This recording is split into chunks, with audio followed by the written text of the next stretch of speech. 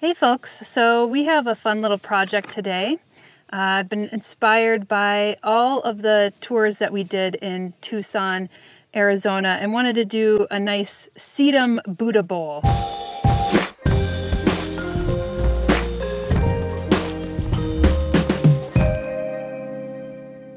So we got this beautiful corten steel bowl. It's funny because this is not going to end up being silver. I don't know if you're familiar with like a corten steel, but it starts to rust up. So this was a good example of what it starts to look like. And it will eventually just rust over time, and that actually protects the metal. And we're going with that corten steel look for a lot of the planters around the area. So it kind of gives a little bit more of an industrial look. And I got this bowl. It only has this like one hole in the bottom for a drainage hole. So I want to make this much more better draining, just so that when it actually rains outside, because this will be outside, you can imagine like this could be on a front porch, or maybe this is probably a little bit too big for a fire escape, but you could actually take a smaller container to do more of a fire escape, or you could probably do it in a very sunny place within your home as well, but then you'd want to have a little basin underneath it. And the thing about this this material that I'm actually using here, the corten steel, is that it won't really rust if it's not in the elements. And, you know, again, that's the kind of like look that we're going for. It's going to start to darken up first, start to turn like maybe a little like dark gray, kind of blackish blue, and then you'll start to see the rust. So I really like that change over time. And I have some really interesting succulents that I'm going for here. And I got these really nice 4-inch ones from Rare Roots. Really wonderful place that I like to get some of my plants. I think they close down for the summer though, so they ship in like spring and then they ship in fall. And then I got some from Mountain Crest Gardens, which have some smaller succulents, and you could see that I have some sempervivums. I primarily got sempervivums and then this rossularia from them as well. And all of these are hardy succulents. So when we think of like succulents and cacti, we think of like growing in the deserts and maybe it doesn't get so cold. But in the reality, in some of these deserts, it does actually get cold, especially at night. So some of them can actually tolerate some level of frost. But these are succulents that actually are hardy to, in some cases, zone 4, zone 5. I'm in the zone 5, zone 6. So these will actually stay outside. You may want to actually protect your containers though, because once plants are in containers and they're not necessarily in the ground in a well-draining mix, and it's rainy and snowy, then they have a harder time kind of like recuperating. So I have a couple containers where I'm doing succulents, and in some cases, ones like this have survived extremely well, whereas maybe some of the more temperamental sempervivums didn't do so well, but my sempervivums that are in the ground in a well-draining area have done quite well.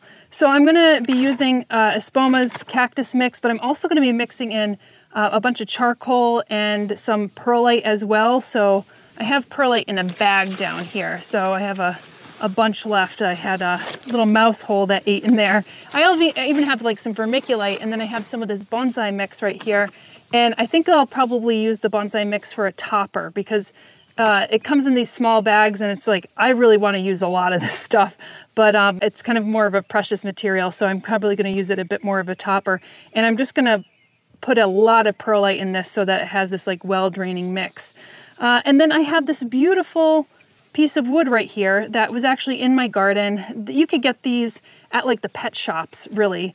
And this is for oftentimes like reptiles, or, you know, building your terrariums or your aquariums. And it does extremely well in the rain or all the elements. And it could get like could go through high humidity. And it doesn't really break down very easily. But I just thought this shape was really beautiful. Sometimes if I go into the pet shops and I need to get something, I'll always look at kind of the things that you could use in terrariums, because some of the stuff I like to use and create little dioramas outside. So I thought, you know, something like this in here, and then just planting the plants around it, I think brings a little bit more interest. So without further ado, let's get going on this. Be a little bit more meditative. It's also quite handy that this is already a big mixing bowl. So I'm just going to use this place as an area to mix. And I already have rust on my hands, and the charcoal is going to get my hands nice and black. And then I'll just start putting some perlite in here too. It is dusty, so I suggest if you want, wear a mask. So I'm like, woo! And I love that I'm able to do this outside because I'm actually filming this after all those forest fires in Canada. So tragic. And we couldn't even go outside. It was like so polluted. Anybody who is in the city on the East Coast will actually know what I'm talking about. Folks watching this video down the line in the future will be like, I don't remember that. But yeah, I mean, it was really bad, and we had to wear like proper masks to be outside to even breathe over any extent of time. So it's really nice to be back outside again, and like the air quality is good. I love making these mixes. It's so good. It feels good on the hands. Even though it's not like soil from the earth, like this type of stuff still feels very therapeutic. Okay. And I don't want to fill up things too much because some of these have quite a bit of substrate on their roots.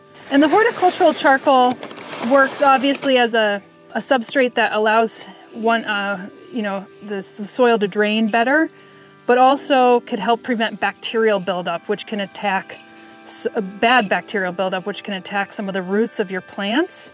So that's something that you might want to invest in, some horticultural charcoal, and make sure you get the horticultural charcoal and not just like regular charcoal. And oftentimes if you have a charcoal filter, obviously those are the things that actually take out some of the bacteria. All right, so these are my favorite. This is a Sedum chocolate ball. This is actually starting to bloom a bit, and this becomes like a carpet of yellow, but you could see that the stems are this kind of rusty reddish, almost tinged with a little bit of pink, but it just kind of looks like a rust color. And this gets gorgeous. And I don't think enough of attention is placed on some of these succulents because they are great pollinator plants, at least generalist pollinator plants. So I wonder if I should like have this up a little bit more. I might do that so it's not like totally flat on the ground. So let me do that. I hope you get a chance to see some of the birds that are flying around. We have a couple Baltimore Orioles that are flying around and a hummingbird behind me in the hummingbird feeder. And it's just so wonderful. And we'll try to prop that up as we go and then make the soil line a bit more and keep on propping this up. The other thing I wanted to do is that, some of the sedum gets really red, and it gets redder as you have it in the sun. So I'm going to take this out, and this spreads nicely. This one is Sedum Fuldeglut, Blaze of Folder Stone Crop. Blooms in July, so I'm actually filming this in June, so it's a little bit too early. You can see that these are the plants. They look really nice. They're well rooted, and that is compliments. Rare Roots is a really good. I really like their plants. I've always gotten great quality from them. And I may have a bit too much plants in here, which is totally fine. It's always a good problem to have. And then you could actually take off like sections like this. This section already came out. You can see this section came out.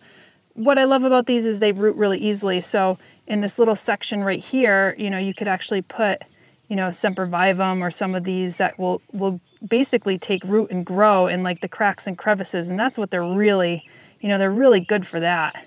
And if you get like soil on top, you could take one of those like things that blow dust off of your computer screen or things along those lines. But this is a Delosperma. This one's called Fire Wonder. And when I got this, it wasn't blooming, but as soon as the sun hit it, it's like these little sunny rays just started to emerge. So I'm kind of going with that like red, yellow, rust, kind of a little bit more of the hot colors here. I even got some of the sempervivums. You can't tell, but again, some of those actually turn a little rusty red color in the sun. So they might come to you green, but over time they'll turn red. So yeah, these are, and you could, if these are too big of chunks, you could just rip them in half or in quarters or anything like that. You don't have to be too gentle with these kinds of plants, which is nice. If you have like a one stem plant and you broke it off and you're like, oh no, it was in flower. Some of our herbaceous perennials could be a bit more temperamental like this, but not these succulents. So I want to see if I could put some sempervivums in here. So this is a great example. This is a brand called Chick Charms. So this is apple teaser. And you can see they have these little pups or succulents kind of hanging off. And I'm just going to stick one right in here.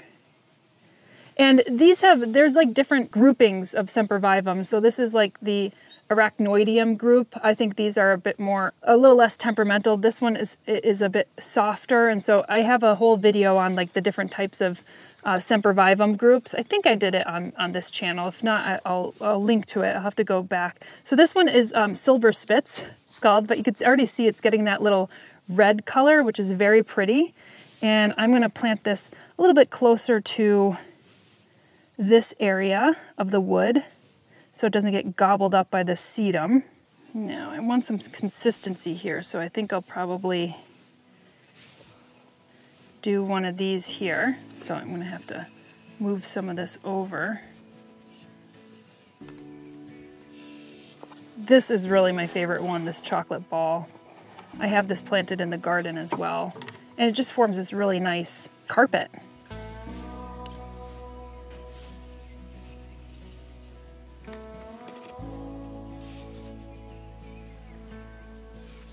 If I could just push this up a little bit more. You could also put maybe a stone under here if you want to like lift it up if you don't want the soil so high.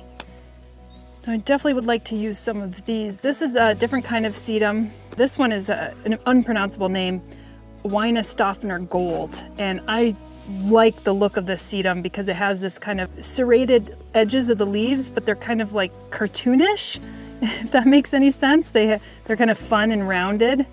And so I'm just going to put this one right here. There's a little junco that came running up behind me. I feed the birds around here, so.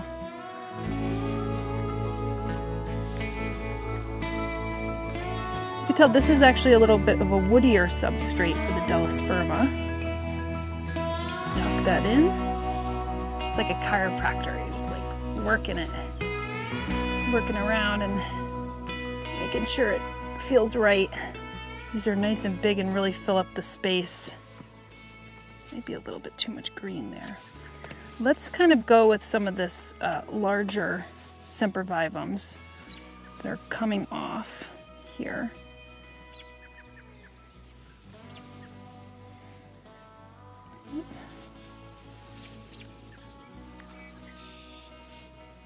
That's actually nice.